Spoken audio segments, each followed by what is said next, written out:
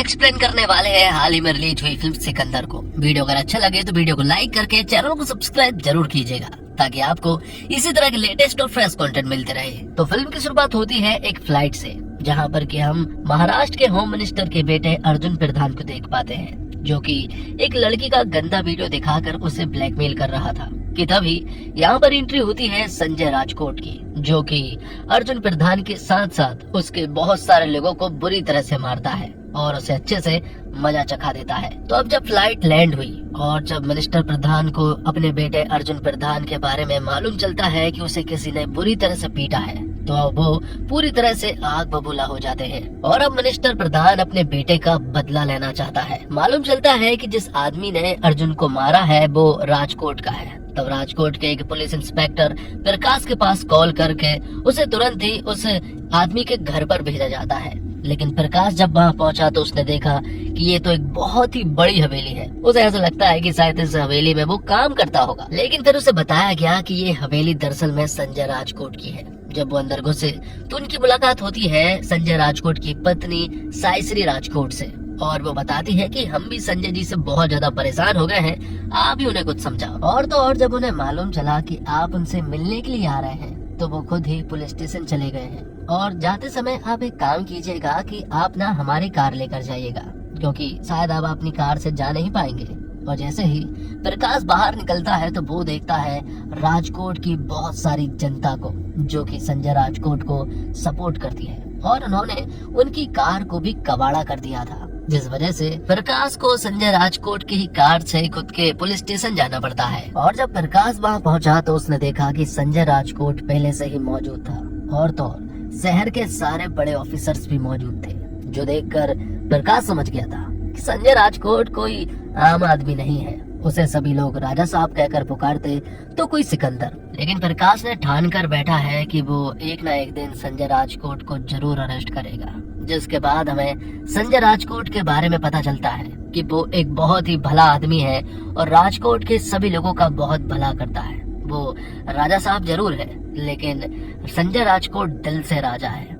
जब वो एक प्रोग्राम से घर वापस आ रहा था तो यहाँ उसकी पत्नी मतलब कि साइश्री को मालूम चल जाता है कि आज उनके ऊपर अटैक होने वाला है। इसलिए वो अपने कुछ लोगों के पास कॉल करके बैकअप बुला लेती है, लेकिन उन लोगों की जरूरत ही नहीं पड़ती है, क्योंकि संजय राजकोट इन सब के लिए अकेला ही काफी है।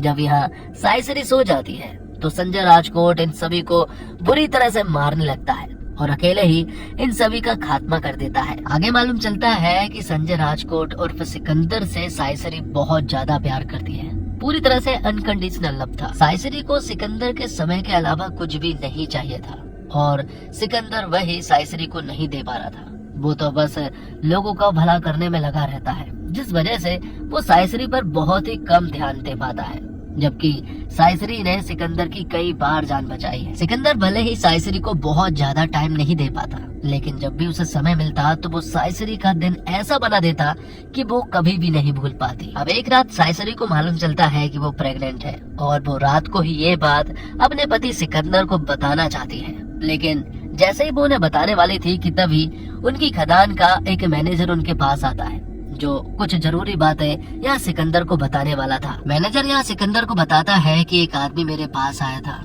और उसने मुझे बताया कि हमारी खदान की तरह ही उसकी भी खदान है। उसे 20 किलो एक्सप्लोसिव चाहिए थे, बदले में उसने मुझे 2 लाख रुपए दिए थे। लेकिन मालूम चलता है कि इस एक्सप्लोसिव से कोई खदान बदाम में विस्फोट नहीं किया गया, बल्कि पंजाब में जो बहुत बड़ा विस्फोट हुआ था उसके पीछे इसी एक्सप्लोसिव का हाथ है। ये सुनकर सिकंदर को बहुत बुरा लगा। वो उसे थप्पड़ लगाते हैं और उसे जाने देते हैं, लेकिन बाद में मालूम चला कि पंजाब से कुछ लोग आ रहे हैं यहाँ खदान के मैनेजर को मारने के लिए, क्योंकि यहाँ पर खदान का मैनेजर जो है वो कोर्ट में गवाही देगा और अगर उसे मार दिया गया तो ये सारा इल्जाम जो है वो सिकंदर के ऊपर आएगा। और जब मालूम चला कि वो लोग खदान के मैनेजर को खदान में ही मारने वाले हैं, तब सिकंदर अपने बहुत सारे लोगों को लेकर उस जगह पर पहुंच जाता है और खदान के मैनेजर को बचा भी लेता है। और यहीं पर हम देखते हैं कि साइश्री भी पहुंच जाती है और वो राजा साहब मतलब कि सिकंदर की जान भी बचा लेती है।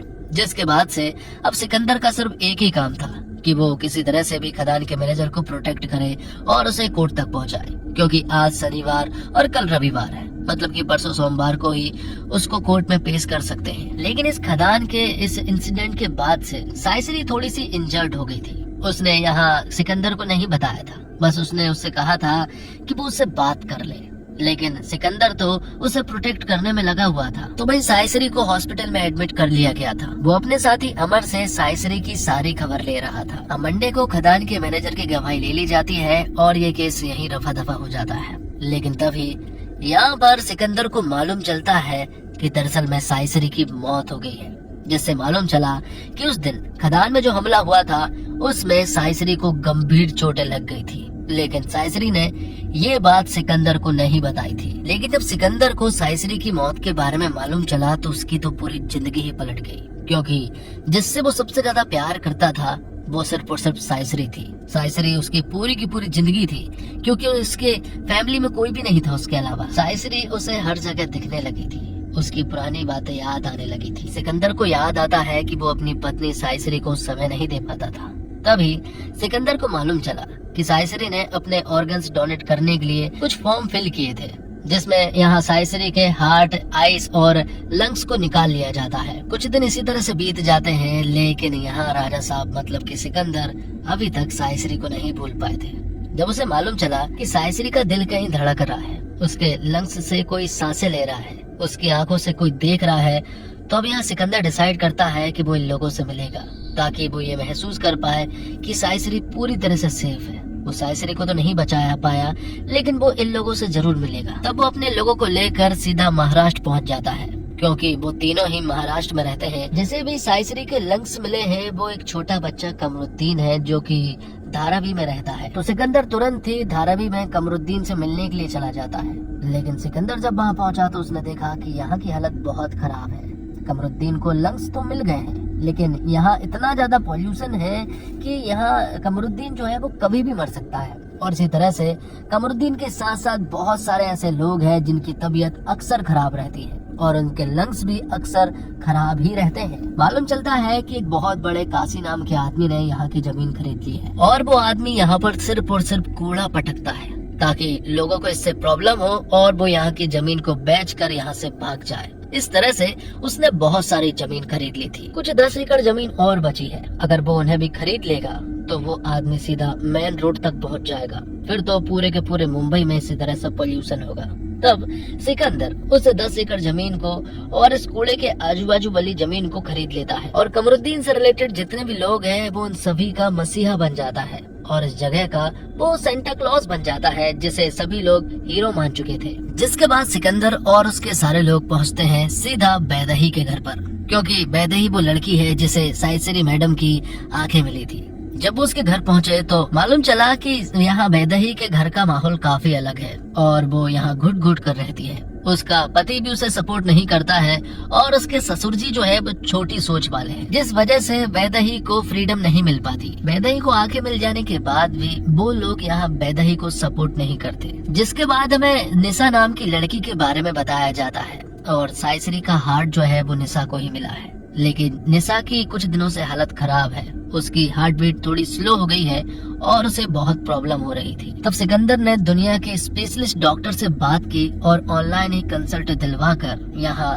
निशा को पूरी तरह से ठीक करवाया था। अब आगे हम देखते हैं कि सिकंदर अपने लोगों के साथ वापस जाने लगा था। सिकंदर और उसके लोग ट्रैफिक में फंसे हुए थे। वो देखते हैं कि मिनिस्टर प्रधान की रैली चल रही है, और जब मिनिस्टर प्रधान के लोग यहाँ सिकंदर को देखते हैं तो मिनिस्टर प्रधान अपने बेटे को यहाँ सिकंदर के पीछे छोड़ देता है। अर्जुन अपने बहुत सारे लोगों को लेकर सिकंदर के पीछे जाता है और उसे मारने की खूब कोशिश करता है, लेकिन बदले में यहाँ एक एक्सीडेंट हो जाता है और मिनिस्टर प्रधान का बेटा अर्जुन ही मारा जाता है। ये देखकर तो मिनिस्टर प्रधान बौखला जाता है।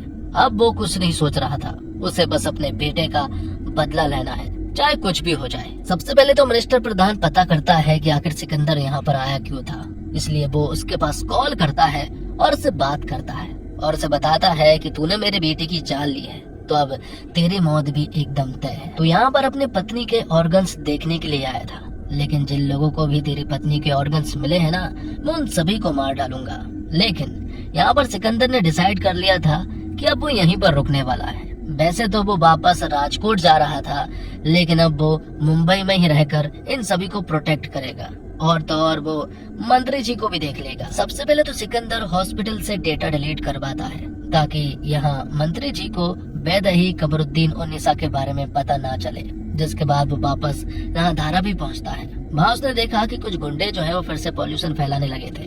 तब वो इन लोगों से फाइट करता है और इन सभी को बुरी तरह से मारता है। तो वही मंत्री जी को ये बात मालूम चल चुकी थी कि सिकंदर यहाँ पर ऑर्गन्स को देखने के लिए आया था, लेकिन उसने डेटा जो है वो डिलीट करवा दिया है। लेकिन वो पता कर रहेगा कि आखिर किन लोगों को साइसरी के ऑर्गन्स मिले हैं। जिसके बाद सिकंदर वापस वैदेही के घर पर जाता है। उसे मालूम चला कि वैदेही बहुत ज्यादा खतरे में है। उसने फांसी लगाने की भी कोशिश की है क्योंकि उसके ससुर जी हैं वो बहुत ही ज्यादा खराब हैं। इसलिए वो उन्हें बहुत ज्यादा समझा कर आता है। हालांकि वो छोटी सोच वाले जरूर हैं, लेकिन सिकंदर काफी कोशिश करता है। उसने अपनी पहचान को भी उन्हें नहीं बताया था। दूसरी तरफ मंत्री जी को यहाँ सिकंदर के खदान के मैनेजर के बारे में मालूम चल जाता है। वो उसका झूठा कन्फेशन रिकॉर्ड करवा लेते हैं कि पंजाब का जो ब्लास्ट हुआ था उन सब में सिकंदर का हाथ है, और बाद में मंत्री उसे मार डालता है। इस तरह से मिनिस्टर प्रधान ने यहाँ पर सिकंदर को फंसा दिया था और उसे महाराष्ट्र पुलिस की वांटेड लिस्ट में डाल दिया था। सारी महाराष्ट्र पुलिस अब यहाँ पर सिकंदर को ढूंढने लगी थी। जिसके बाद सिकंदर को मालूम चलता है निशा के बारे में कि निशा का एक सीरियस रिलेशनशिप रह चुका है जिसमें उसका बॉयफ्रेंड उसे छोड़कर जा चुका था, जिस वजह से ही यहाँ निशा को हार्ट की प्रॉब्लम होने लगी थी। तो सिकंदर को निशा के एक्स बॉयफ्रेंड को भी मजा चखाना था, इसलिए वो जिम में पहुंचा, जहाँ पर कि उसका एक्स बॉयफ्रेंड का चाचा जी भी मौजूद था जो कि पुलिस वाला है। वो यहाँ पर चाचा भतीजे को बुरी तरह से मारता है। जिसके बाद सिकंदर वापस धारावी जाता है। उसे मालूम चला कि यहाँ पर पॉल्यूशन हद से ज्यादा बढ़ने लगा है। भले ही यहाँ की आजू बाजू वाली जमीन खरीद ली हो, लेकिन जो जमीन उसे काशी की है वहाँ पर बहुत ज्यादा पॉल्यूशन हो रहा था, जिस वजह से वो काशी के पास पहुँचा। वहाँ उसने उसकी बिल्डिंग में बहुत सारे एक्सप्लोसिव फिट किए और उससे वो सारी जमीन खरीद ली ताकि वहाँ अब कोई पॉल्यूशन ना हो सके। जिसके बाद हमें बताया जाता है कि पूरे मुंबई में सिकंदर के वांटेड वाले पोस्टर लग चुके थे। पुलिस यहाँ सिकंदर को ढूंढ रही थी और वैदेही के घर पर भी अब यहाँ सिकंदर के बारे में बातें होने लगती है कि वो एक वांटेड है जो कि हमारे घर पर डॉक्टर बनकर आया था। वैदेही के घर वालों को बहुत ज्यादा बुरा लग रहा था। दूसरी तरफ हम कमरुद्दीन को देखते हैं जिसकी हालत बिगड़ने लगी थी, इसलिए उसे तुरंत ही हॉस्पिटल ले जाया जाता है। और भी बहुत सारे लोगों की हालत खराब थी, इसलिए धारावी के सभी लोगों को हॉस्पिटल ले जाया जाता है। और यहाँ मिनिस्टर प्रधान को मालूम चल गया था कि दरअसल में साइसरी के ऑर्गन्स किसे मिले हैं, इसलिए अब वो पुलिस वालों और सारे के सारे गुंडों को इनके पीछे छोड़ देता है कि चाहे कुछ हो जाए इनको मारना बहुत जरूरी है। वहाँ धारावी में सबकी हालत बहुत खराब थी, इसलिए सिकंदर उन सभी की हेल्प कर रहा था। लेकिन दूसरी तरफ यहाँ पर वैदेही के घर पर मिनिस्टर प्रधान के लोग पहुंच चुके थे, लेकिन इससे पहले कि वो उसके घर तक पहुंच पाते, यहाँ पर वैदेही और उसकी पूरी फैमिली जो है वो सेंट्रल हॉस्पिटल पहुंच जाते हैं, जहाँ पर कि सिकंदर के सभी लोग गए हुए थे। और तो और उन्हें सिकंदर की असलियत के बारे में भी मालूम चल गया था कि साइसरी के ऑर्गन्स इन सभी के पास है और वो राजकोट का एक राजा है और वो इन सभी की मदद कर रहा है। तो यहाँ पर वैदेही की फैमिली और निशा की फैमिली हॉस्पिटल पहुंच जाते हैं, जहाँ पर कि हमारा कमरुद्दीन भी एडमिट था। लेकिन तभी यहाँ पर मिनिस्टर प्रधान के लोग पहुंच जाते हैं और अब वो किसी भी तरह से इन सभी को खत्म करना चाहता था। लेकिन यहाँ पर सिकंदर के साथ साथ बहुत सारे लोग ऐसे भी थे जो कि इन सभी को प्रोटेक्ट करेंगे। तब सिकंदर इन सभी लोगों से फाइट करता है और इन लोगों को बुरी तरह से मारता है। सिकंदर ने सभी को बचा तो लिया था, लेकिन उसे मालूम है कि इन सब के पीछे एक जड़ है और उसे उखाड़ना बहुत जरूरी है। वो था मिनिस्टर प्रधान। तब यहाँ पर सिकंदर मिनिस्टर प्रधान के पास गया और उसे बुरी तरह से मारा। तो दोस्तों, सलमान खान पूरी फिल्म में अलग थलग और उदासीन दिखे। अपनी पत्नी की अचानक मौत से जूझ रहे पति की भूमिका में उनके अभिनय में वह भावनात्मक प्रभाव नहीं था जो उन्हें चाहिए था। हैरानी की बात यह है कि एक्शन सीक्वेंस के दौरान भी वह अपने सामान्य रूप में नहीं थे। रानी और प्यारी पत्नी की भूमिका में रश्मिका मंदाना ने अच्छा काम किया है, लेकिन जब भी वे साथ नजर आई उनके और सलमान के बीच केमिस्ट्री की कमी साफ झलक रही थी। काजल अग्रवाल और विजय और इटली की बिगल में बरसा बोलम्मा की भूमिका जैसी भूमिका मिली है और उन्होंने अपनी भूमिका में अच्छा प्रदर्शन किया है। और सत्यराज को खराब तरीके से लिखे गए खलनायक की भूमिका में बर्बाद कर दिया गया है। और अमर की भूमिका में सरमन जोशी को भी एक बिगड़ेल मंत्री के बेटे के रूप में प्रतीक बब्बर ने ठीक ठाक काम किया। मुंबई में टैक्सी ड्राइवर की भूमिका में जतिन सरना फिल्म के एकमात्र ऐसे अभिनेता है जो अपनी कॉमिक टाइमिंग के साथ कुछ दृश्यों में दर्शकों को अच्छी तरह से बांधे रखने में कामयाब रहे। और प्रीतम द्वारा रचित गाने भूलने लायक नहीं है। फिल्म में एक भी गाना आकर्षक नहीं है। सलमान खान और रश्मिका मंदाना के बीच केमिस्ट्री की कमी ने गानों को ऑन स्क्रीन बेमेल बना दिया। संतोष नारायण द्वारा रचित बैकग्राउंड स्कोर भी उतना ही खराब है। उनका स्कोर पूरी फिल्म की कार्रवाई के साथ ठीक से तालमेल नहीं बिठा पाया। फिल्म के नतीजे चाहे जो भी हो, सिनेमेटोग्राफर त्रियोना बुकारासु का काम हमेशा बेहतरीन होता है, लेकिन सिकंदर में उनका काम भी थोड़ा खराब है। विवेक हडसन की एडिटिंग ठीक ठाक थी। इतनी खराब तरीके से बनी फिल्म में कुछ नहीं कर सकते। NGI प्राइवेट लिमिटेड और सलमान खान फिल्म्स की प्रोडक्शन वैल्यू ठीक ठाक थी। तो इस फिल्म को मैं दूंगा 5 में से 2.5 स्टार। आप इस फिल्म को कितने स्टार देना चाहेंगे जरूर बताइएगा।